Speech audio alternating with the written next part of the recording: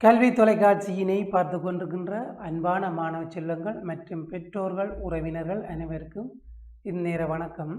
நாங்கள் தொடர்ச்சியாக புலமை பரிசில் பரீட்சைக்கு வருகின்ற வினாக்கள் எப்படி அமையும், எவ்வாறு நாங்கள் விடையளிக்க வேண்டும், பரீட்சைக்கு எப்படி செல்ல வேண்டும், சென்று அந்த பரீட்சைகளை நாங்கள் எதன் ஊடாக செய்ய வேண்டும், வினாக்களுக்கு எப்படி எப்படியெல்லாம் விடையளிக்க வேண்டும் என்றதை நாங்கள் பார்த்து கொண்டிருக்கின்றோம். அந்த வகையில் தொடர்ந்து இன்று நாங்கள் சுற்றாடல் சார் செயற்பாடுகள் தொடர்பான வினாக்களை நாங்கள் இன்று பார்க்க போகின்றோம். சுற்றாடல் சார் வினாக்கள் உங்களுக்கு தெரியும், பல்வேறுபட்ட பயிற்சி வினாக்கள் செய்திருப்பீர்கள், மாகாண மட்ட பரீட்சைகள் செய்திருப்பீர்கள் என மாணவர்களே.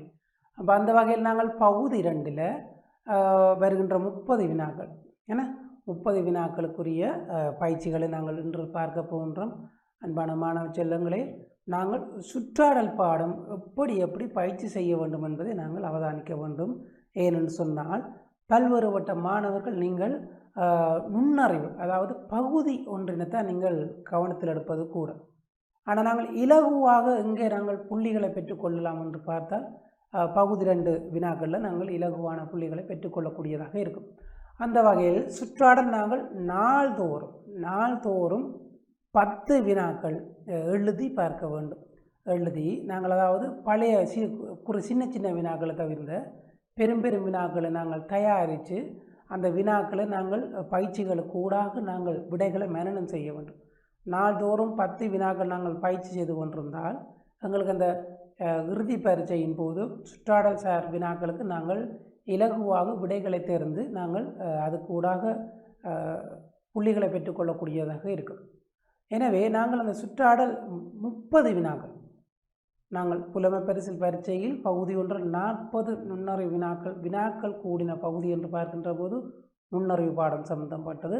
அதுக்கு அடுத்ததாக நாங்கள் பார்க்கின்றோம் சுற்றாடல் சார் செயற்பாடு தொடர்பான வினாக்கள் 30 வினாக்கள். ஆனால் புள்ளிகள் ஒரு வினாக்கு 1 புள்ளிகள் என்றது உங்களுக்கு தெரியும். அப்போ நாங்கள் வினாக்கள் கூடுகின்ற போது நுண்ணறிவு நாங்கள் பயிற்சிகள் வினாக்கள் கூட வருகின்றது என்பது போல சுற்றாடலில் நாங்கள் அதிகமான பயிற்சிகள் செய்வதற்கு ஊடாகத்தான் நாங்கள் இந்த வினாக்களுக்கு இலகுவாக விடையளிக்கக்கூடியதாக இருக்குது. எனவே நீங்கள் நாள்தோறும் படித்த வினாக்கள் என்றாலும் சரி, புதிதாக வினாக்கள் எடுத்துக்கொள்வதாக இருந்தாலும் சரி, நாள்தோறும் நீங்கள் வினாக்கள் எடுக்க வேண்டும். 5ஆம் ஆண்டு சொல்லுகின்ற போது ஏற்கனவே நீங்கள் படித்திருப்பீர்கள். அந்த வினாக்களை தவிர புது வினாக்கள் நீங்கள் புத்தகத்தினூடாகவும் சரி, கை நூலகக்கூடாகவும் சரி, ஆசிரியர்கள் தருகின்ற வினாக்களூடாகவும் சரி, நீங்கள் பயிற்சிகள் எடுப்பதற்கூடாக மனனம் செய்வதற்கூடாக பின்னர் அந்த வினாக்களை நாங்கள் விடையளிக்க பயிற்சி பெறுகின்ற போது நாங்கள் இறுதி பரீட்சையில் நாங்கள் இலகுவாக விடையளிக்கக்கூடியதாக இருக்கும். அந்த வகையில் நாங்கள் இன்று பரீட்சைக்கு வரக்கூடிய வினாக்கள் என்று நாங்கள் பார்ப்போம். மாணவர்களை, நாங்கள் இலங்கைக்கு உரிய தாவரம் என்று பார்க்கின்ற போது உங்களோட வீடுகளில் இப்போ இதில் காண்கின்ற தென்னை மரம், மாமரம் எல்லாம் உங்களோட வீடுகளில் நிற்கும் என்ன. ஆனால் இதில் பாருங்கள், எண்ணெய் மரம் என்ற ஒரு பேர் வந்திருக்கு ஏன்னா. எண்ணெய் மரம், அதே போல் நாங்கள் தென்னை மரம், மாமரம் என்ற 3 விடைகள் தரப்பட்டிருக்கின்றது.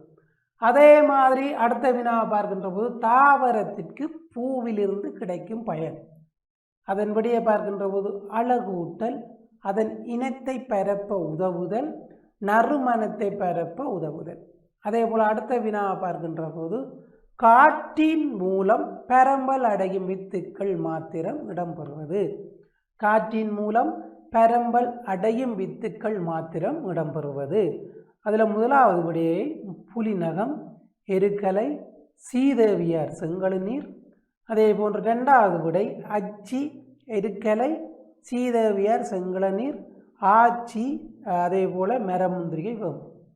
இதில் நாங்கள் இப்போ 3 வினாக்களை பார்த்து கொண்டிருக்கின்றோம். அது நீங்கள் இப்போ நான் சொல்லுகின்ற போது கூட உங்களுக்கு சில மாணவர்கள் இதுக்குரிய சரியான விடையை உச்சரித்து கொண்டிருப்பீர்கள் என்று நினைக்கிறேன். அப்படி இருந்தும் நாங்கள் இதுக்குரிய விடையினை நாங்கள் பார்த்து கொள்வோம். பாருங்கள், இலங்கைக்கே உரிய தாவரம் தென்னை மரம், மாமரம், எண்ணெய் மரம் என பிள்ளைகள். இப்போ பார்ப்போம் இதுக்குரிய என்ன விடை என்றதை பாருங்கள். எண்ணெய் மரம் இலங்கைக்கு உரிய தாவரங்கள் 1 எண்ணெய் மரம். அப்போ எங்களுக்கு இப்படியான வினாக்களுக்கு இலங்கைக்கே உரிய தாவரங்கள் என்ன, இலங்கைக்கே உரிய விலங்குகள் என்ன ஏன்னா அப்படி நாங்கள் பார்த்து மனனம் செய்து வைத்திருந்தால் அதுதான் நான் நாள்தோறும் சுற்றாடல் வினாக்கள் செய்து மனனம் செய்கின்ற போது இவ்வாறான வினாக்களையும் நீங்கள் மனனம் செய்து கொண்டிருந்தால் இலகுவாக உங்களுக்கு இறுதி பரீட்சையில் வெற்றி அளிக்கக்கூடியதாக இருக்கும். அப்போ இதில் பாருங்கள், இலங்கைக்குரிய தாவரம் இதுக்குரிய மிகச் சரியான விடை எண்ணெய் மரம். தாவரத்திற்கு பூவிலிருந்து கிடைக்கும் பயன் நாங்கள் 2வது வினாவை பார்க்கின்றோம். அப்போ அழகூட்டல் அது பெரும்பாலும் எல்லா தாவரங்களுக்கும் இருக்குது. நறுமணத்தை பெறப்ப உதவுதல், ஏன்னா அதன் இனத்தை பெறப்ப உதவுதல். இதில் மிக மிக முக்கியமான விடையாக வருகின்றது அதன் இனத்தை பரப்ப உதவுதல். தாவரத்திற்கு பூவிலிருந்து கிடைக்கும் பயன் அதன் இனத்தை பரப்ப உதவுதல். சரியா? சரி மாணவர்களை, நாங்கள் பார்ப்போம். காற்றின் மூலம் பெரம்பல் அடையும் வித்துக்கள் மாத்திரம் இடம்பெறுவது. காற்றின் மூலம் பெரம்பல் அடையும் வித்துக்கள் மாத்திரம் இடம்பெறுவது புலிநகம், எருக்கலை, சீதவியர், செங்குளநீர். அதே போல் முதலாவது விடை தவறென்றது எங்களுக்கு விளங்குது. ஏனென்று சொன்னால் புலிநகம் விலங்குகளுக்கு ஊடாக பரவுகின்ற வித்து. அதே போல் 3வது விடையை பார்க்கின்ற போது மரமுந்திரிகை, வேம்பு. இது விலங்குகளுக்கு கூட, அதாவது பிராணிகளுக்கு ஊடாக பரவுகின்ற தாவரங்களாக காணப்படுகின்றது. அப்போ இதுக்கு மிகச்சரியான விடை 2வது விடையாக அமைந்து காணப்படுகின்றது. இதில் நாங்கள் 4வது வினாக்களை பார்ப்போம். முலையூட்டி விலங்கு. 4வது வினா முலையூட்டி விலங்கு எது?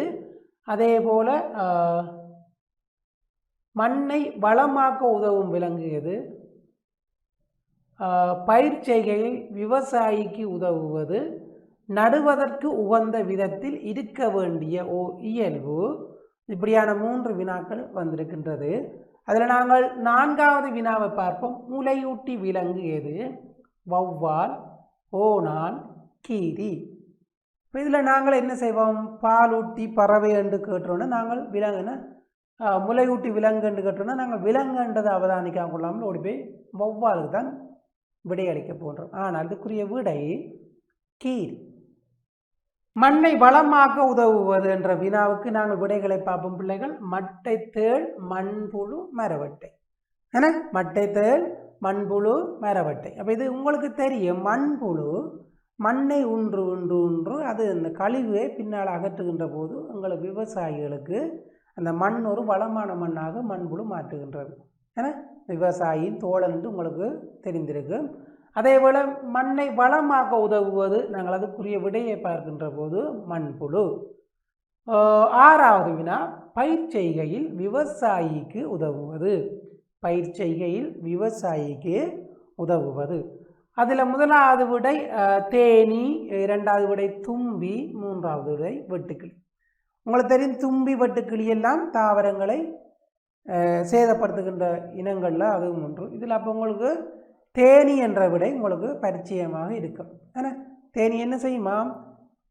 இனங்களை பரப்புவதற்கு மகரந்த சேர்க்கைக்கு இந்த தேனி உதவுகின்றது. என்ன 7வது நடுவதற்கு உகந்த விதத்தில் இருக்க வேண்டிய ஓர் இயல்பு.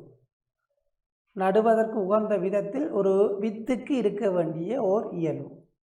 அதில் முதலாவது விடையை நாங்கள் பார்க்கின்ற போது புறத்தோல் கரைபடாது பளபளப்பாக இருத்தல், வித்து நிறம் மாறி இருத்தல், அதே போல் காயப்பட்டிருத்தல். அப்போ இதில் எங்களுக்கு நடுவதற்கு உகந்த வித்துக்களை நாங்கள் எப்படி தெரிவு செய்ய வேண்டும் என்றதான் இதில் வினா. என்ன பிள்ளைகள் பாருங்கள், புறத்தோல் கரைபடாது பளபளப்பாக இருத்தல், வித்து நிறமாக இருத்தல், காயப்பட்டு இருத்தல். காயப்பட்டு இருந்தால் அந்த வித்து முளைக்காதுன்றது உங்களுக்கு சில பேருக்கு அனுபவ ரீதியாக தெரியும். அதே போல் கரை படிந்திருத்தல், அதாவது நிறம் மாறி இருத்தல். ஏன்னா தாவரங்களிலிருந்து பெறுகின்ற வித்து அதன் சரியான நிறத்திலிருந்து மாறி இருந்தால் அந்த வித்து முளைக்காது. அடுத்து அதுக்கு விடையாக நாங்கள் பார்க்கின்ற போது புறத்தோல் கரைபடாது பளபளப்பாக இருத்தல். புறத்தோல் கரைபடாது பளபளப்பாக இருத்தல். இதன் அடுத்த வினாவாக பாருங்கள் பிள்ளைகள். 8வது வினா விட்டமின் அதிகம் இருக்கும் உணவு. 9வது வினா நீரிழிவு நோயை கட்டுப்படுத்துவதற்கு மிக உகந்த உணவு. 10வது வினா நுளம்புகளை கட்டுப்படுத்துவதற்கு இலகுவான உகந்த முறை. அப்போ விட்டமின் அதிகமாக இருக்கும் உணவு எது? நீரிழிவு நோயை கட்டுப்படுத்துவதற்கு மிக உகந்த உணவு. நுளம்புகளை கட்டுப்படுத்துவதற்கு இலகுவான உகந்த முறை. இதில் நாங்கள் 8வது வினாவை பார்க்கின்ற போது விட்டமின் அதிகமாக இருக்கும் உணவு கடலை, தக்காளி, சோயா. கடலை, தக்காளி, சோயா. இதில் மிகச் சரியான விடை விட்டமின் அதிகமாக இருக்கும் உணவு சோயா. சோயா என்ன விட்டமின் அதிகம் இருக்கும் உணவு சோயா.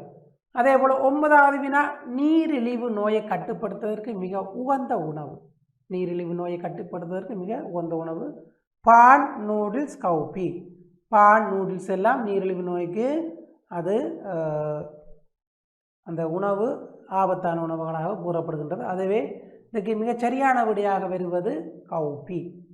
என்ன பிள்ளைகள் கவுப்பி. 10வது நுளம்புகளை கட்டுப்படுத்துவதற்கு இலகுவான உகந்த முறை. நுளம்புகளை கட்டுப்படுத்துவதற்கு இலகுவான உகந்த முறை நுளம்பு முட்டைகளை அளித்தல், நுளம்பு குடம்பிகளை அளித்தல், சுற்றாடலில் நீர் தேங்குவதற்கு இடமளிக்காது இருத்தல். இதில் நாங்கள் நுளம்பு முட்டைகளை தேடிக்கொண்டிருப்பதை விட நுளம்பு குடம்பிகளை அடிப்பதை தேடிக்கொண்டிருப்பதை விட நாங்கள் சுற்றாடலில் நீர் தேங்குவதற்கு இடமளிக்காது இருந்தால் என்ன பிள்ளைகள் அப்போ நுளம்புகள் எங்களோட வீட்டில் பரவாமல் இருக்கும். ஏன்னா இதில் மிக நாங்கள் அவதானமாக இருக்க வேண்டும். டெங்கு நோய்கள் அது பரவாமல் இருப்பதற்காக நாங்கள் நுளம்புகளை பரவாமல் தடுப்பதற்குரிய வழிகளை தெரிந்து வைத்திருக்க வேண்டும். இதுக்கு பாருங்கள் நுளம்புகளை கட்டுப்படுத்துவதற்கு இலகுவான உகந்த முறை சுற்றாடலில் நீர் தேங்குவதற்கு இடமளிக்காது இருத்தல். மாணவர்களை அடுத்த வினாவை நாங்கள் பார்ப்போம். தொற்று நோய் பரவும் போது உடனடியாக எவருக்கு அறிவிக்க வேண்டும். அதே போல் 12வது வினா நிலநடுக்கத்தின் போது ஒருவர் தன்னை பாதுகாப்பதற்காக உடனடியாக செய்ய வேண்டியது. இதில் பாருங்கள் 11வது வினா தொற்று நோய் பரவும் போது உடனடியாக எவருக்கு அறிவிக்க வேண்டும். போலீஸ் நிலைய பொறுப்பு அலுவலருக்கு, மருத்துவமனையின் மருத்துவ அலுவலருக்கு, பொது சுகாதார பரிசோதகருக்கு. இதில் பாருங்கள் பிள்ளைகள் உங்களுக்கு விடையை பாருங்கள் பொது சுகாதார பரிசோதகருக்கு. அப்போ எங்களுடைய கிராமப்புறங்களில் தொற்று நோய்கள் வந்திருந்தால் நாங்கள் உடனடியாக அந்த பிஹெச்ன்னு சொல்லப்படுகிறது என்ன அப்போ அந்த அவர்களுக்கு பொது சுகாதார பரிசோதகருக்கு தான் நாங்கள் போய் அறிவிக்க வேண்டும். இப்படி எமது கிராமத்தில் வந்திருக்கின்ற தொற்று நோய் இவ்வாறான நோய் என்றதை கண்டுபிடிக்க சொல்லி அவர்களுக்கு அறிவிக்க வேண்டும். அதே போல் நிலநடுக்கத்தின் போது ஒருவர் தன்னை பாதுகாப்பதற்காக உடனடியாக செய்ய வேண்டியது. என்ன பிள்ளைகள் இது நீங்கள் வேறு வினாக்களும் பார்த்திருப்பீர்கள். மின்னல் மின்னுகின்ற போது இடி இடிக்கின்ற போது நாங்கள் எப்படியான இடங்களில் இருக்க வேண்டும். அதே போல இந்த வினாவும் நிலநடுக்கத்தின் போது ஒருவர் தன்னை பாதுகாப்பதற்காக உடனடியாக செய்ய வேண்டியது இருக்கும் இடத்தில் இருத்தல், மரத்திற்கு கீழே இருத்தல், திறந்த இடத்திற்கு செல்லல். இப்போ பாருங்கள் திறந்த இடத்திற்கு செல்லல் என்றதுக்கு இதுக்குரிய மிகச்சரியான விடை. நிலநடுக்கத்தின் போது ஒருவர் தன்னை பாதுகாப்பதற்காக உடனடியாக செய்ய வேண்டியது திறந்த இடத்திற்கு செல்லல். 13வது வினா மாணவர்களே எமது நாட்டில் அதிக குளங்களை அமைத்த பெருமைக்குரிய மன்னன் யார்? அதிக குளங்களை அமைத்த பெருமைக்குரிய மன்னன். அதே போல 14வது வினா காதலர் சிற்பம் காணப்படும் இடம். காதலர் சிற்பம் காணப்படும் இடம். ரைட். 13வது வினா எமது நாட்டில் அதிக குளங்களை அமைத்த பெருமைக்குரிய மன்னன் தாதுசேனன். தாதுசேனன், தேவநம்பியதிசன், மகாசேனன் என்ற விடைகளுக்குள்ள மிகச்சரியான விடை தாதுசேனன். அதே போல 14வது வினா காதலர் சிற்பம் காணப்படும் இடம் சீகிரியா, இசுருமுனி விகாரை, யாப்பகுக. இதில் மிகச்சரியான விடை இசுருமுனி விகாரை. காதலர் சிற்பம் காணப்படும் இடம் இசுருமுனி விகாரை. அடுத்த வினாவுக்கு செல்லும் மாணவர்களே இலங்கையில் அதிகமான குளங்கள் காணப்படும் குளங்களை கொண்ட மாகாணம். இலங்கையில் அதிகமான குளங்களை கொண்ட மாகாணம். 16வது வினா இலங்கையில் தங்க கூரையிடப்பட்ட வழிபாட்டு தலம். 15வது வினாவை பாருங்கள் இலங்கையில் அதிகமான குளங்களை கொண்ட மாகாணம் வட மாகாணம், வட மத்திய மாகாணம், வடமேல் மாகாணம். இதில் விடை வட மாகாணம்.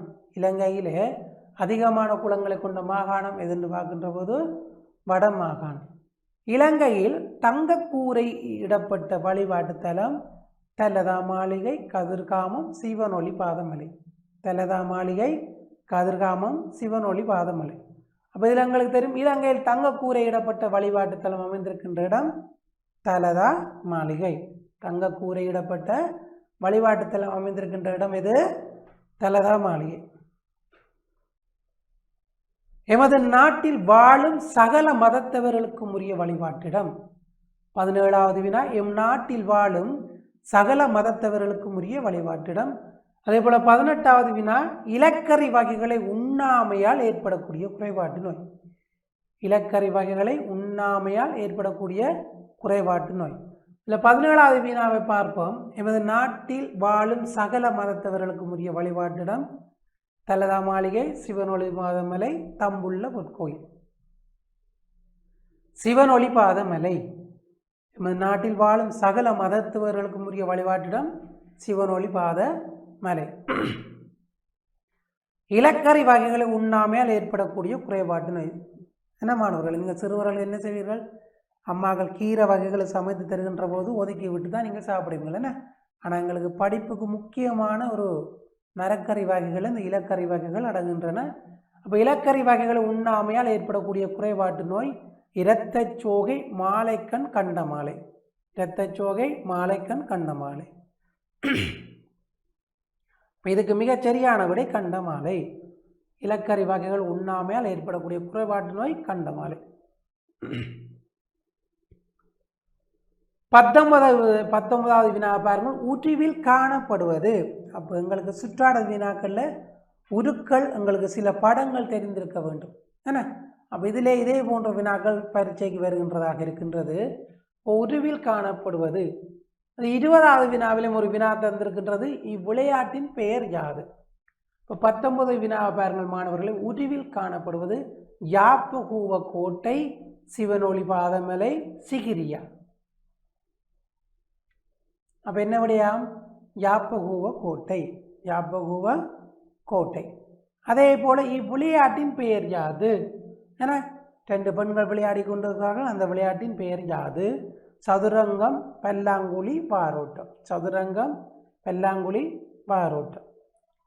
இப்போ இதில் எங்களுக்கு தெரிந்திருக்க வேண்டிய விடை பல்லாங்குழி. இந்த விளையாட்டு அப்போ நாங்கள் ஊற்றுக்கள் மிக மிக அவதானமாக அவதானிக்க வேண்டும். அப்போ இந்த இவ்வுருவில் காணப்படுகின்ற விளையாட்டு பல்லாங்குழி. 21வது வினா. இவ்விளையாட்டின் பெயர் யாது? விளையாட்டின் பெயர் யாது? என்ன பிள்ளைகள், அப்போ இது ஒரு உரு ஒன்று தந்திருக்கப்படுகின்றது. நமக்கெல்லாம் மிக மிக பிடித்த விளையாட்டாக இந்த வினா சிறுவர்களுக்கு இருக்கும். ஏன்னா இவ்விளையாட்டின் பெயர் யாது? சடுகுடு, கிட்டிப்புல், பல்லாங்குழி. அப்போ இந்த கிராமிய விளையாட்டுகள் 3 பெயர் வந்திருக்கின்றது. ஆனால் இந்த உருவின் பெயரை தான் இதில் கேட்கிறார்கள். என்னென்ன விளையாட்டாம்? சடுகுடு, கிட்டிப்புல், பல்லாங்குழி. அப்போ என்ன விளையாட்டாக இருக்கும்? கிட்டிப்புல். என்ன விளையாடு? கிட்டிப்புல். சரி மாணவர்களை, கிட்டிப்புல்லை பற்றி ஒரு சிறு தகவலை பாருங்கள். கிட்டிப்புல் குறித்திறன் சொன்னால் நாங்கள் கிட்டியினால் அடிக்கின்ற போது அந்த நாங்கள் அது எங்கே விழுகின்றது? அந்த குறித்திறன் என்று சொல்கிறாங்க, திறன். என்ன விளையாடு? அதே போல் அந்த விளையாட்டால் அளவீட்டு கணித முறை விளங்கும். பார்த்தீங்களா? நாங்கள் சின்ன சிறிய வயசுகளை நாங்கள் விளையாடுகின்ற போது எங்களை தெரியாமலே கணித அறிவுகள் எங்களுக்குள்ளே சேர்கின்றது. அப்போ இப்படியான வினாக்கள் நாங்கள் இந்த நேரம் கைத்தொலைபேசியில் விளையாடி கொண்டிருக்காமல் எமது கிராமிய விளையாட்டுகள் பிள்ளைகள் எமது அறிவினை வளர்த்து கொள்வதற்குரிய விளையாட்டாக அமைகின்றது. இதில் பாருங்கள், கிட்டிப்புல் குறித்திறன் அதிகரிக்கும், அளவீட்டு கணித முறை விளங்கும், ஆபத்து காலத்தில் உதவியாகும், கைகள் வலுப்பெறும். ஆபத்து விளைகின்ற போது எங்களுக்கு ஏதாவது தாக்க வருகின்ற போது என்ன விளையும்? எங்களுக்கு ஆபத்து வருகின்ற போது அந்த நாங்கள் பலமாக அதை எதிர்க்கக்கூடிய சக்தி இந்த விளையாட்டிலே இருக்கின்றது. அதே போன்று எங்கள் கைகளிலே ஒரு அந்த பலம் ஒன்று வரும் நாங்கள் இந்த கிட்டிப்புல்ல விளையாடுகின்ற போது. அந்த விளையாட்டு இப்போ கிராமப்புறங்களில் இல்லாமல் போய் கொண்டிருக்கின்றது. அதனால் இதை விளையாடி பார்க்கின்ற போது தான் தெரியும் இதன் சுவாரஸ்யம் எப்படி இருக்கும் என்று. இவ்விளையாட்டின் பெயர் யாது மாணவர்களே? கிட்டிப்புல். கிராமப்புற சிறுவர்கள் விரும்பி விளையாடும் கிராமிய விளையாட்டு இது. இப்போ காளை அடக்குதல், கிட்டிப்புல், சடுகுடு. இப்போ கிராமப்புற சிறுவர்கள் விரும்பி விளையாடும் கிராமிய விளையாட்டு இது. காளை அடக்குதல், கிட்டிப்புல், சடுகுடு. இப்போ நாங்கள் ஏற்கனவே பார்த்தோம் விளையாட்டின் பெயர் யாதுன்றதுக்கு விடைக்கு கிட்டிப்புல் என்று விட. அதே போல் கிராமியப்புற சிறுவர்கள் விரும்பி விளையாடும் கிராமிய விளையாட்டு கிட்டிப்புல். 23வது வினா. கிறுக்கல் கவிதைகள் சுவரோவியங்கள் ஆகியன காணப்படும் வரலாற்று பிரசித்தி பெற்ற இடம். கிறுக்கல் கவிதைகள், சுவரோவியங்கள் ஆகியன காணப்படும் வரலாற்று பிரசித்தி பெற்ற இடம் சீகிரியா, யாப்பகூவா, இசுருமுனி. கிறுக்கல் கவிதைகள், சுவரோவியங்கள் ஆகியன காணப்படும் வரலாற்று பிரசித்தி பெற்ற இடம் சீகிரியா, யாப்பகூவா, இசுருமுனி. இதில் மிகச்சரியான விடையை நாங்கள் பார்க்கின்ற போது எதாக இருக்கும்? ரைட். இந்த உருவை பார்க்கின்ற போது எங்களுக்கு வினாக்குரிய விடை தெரிந்திருக்கும் சீகிரியா. கிறுக்கல் கவிதைகள், சுவரோவியங்கள் ஆகியன.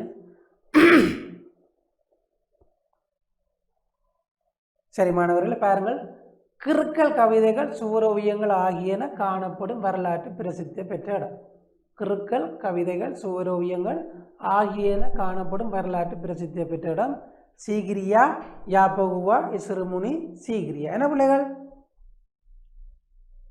24வது வினா, இலங்கையின் இரு கலைப்படைப்புகளின் படங்கள் கீழே காணப்படுகின்றன, அவற்றின் பெயர்களை எழுதுக. இலங்கையின் இரு கலைப்படைப்புகளின் படங்கள் கீழே காணப்படுகின்றன, அவற்றின் பெயர்களை எழுதுங்கள். அப்போ நான் மீண்டும் சொல்வது என்னவென்று சொன்னால், நீங்கள் அந்த உருக்களை தெரிந்து அதற்குரிய விடைகளை தெரிந்து வைத்திருக்க வேண்டும். உருக்கள் எவற்றை குறிக்கின்றது என்பதை நாங்கள் தெரிந்து வைத்திருக்க வேண்டும். இப்போ பாருங்கள், முதலாவது கலைப்படைப்பு சந்திரவட்டக்கல். முதலாவது கலைப்படைப்பு என்ன பிள்ளைகள்? சந்திரவட்டக்கல். அதே போல இரண்டாவது உரு குறித்து நிற்பது என்னவென்று சொன்னால் சீகிரியா ஓவியம். சீகிரியா ஓவியம். இப்போ முதலாவது விடை சந்திரவட்டக்கல், இரண்டாவது உருவின் பெயர் சீகிரியா ஓவியம். இப்போ 24வது வினா நாங்கள் பார்த்து கொண்டிருக்கின்றோம். அடுத்த வினாவை பாருங்கள் மாணவர்களே. 25வது, குட்டி ஈன்று பாலுட்டும் பறக்கும் பறவை எது?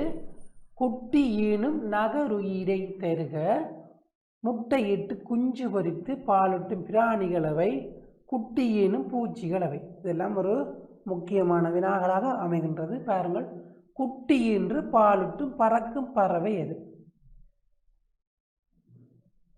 அந்த உருவை பார்க்கின்றது உங்களுக்கு தெரியும் என்ன உருவாக இருக்கும் என்றன. வௌவால். குட்டியின்று பாலுட்டும் பறக்கும் பறவை எது பிள்ளைகள்? வௌவால். குட்டியின் நகருயிரை தருக.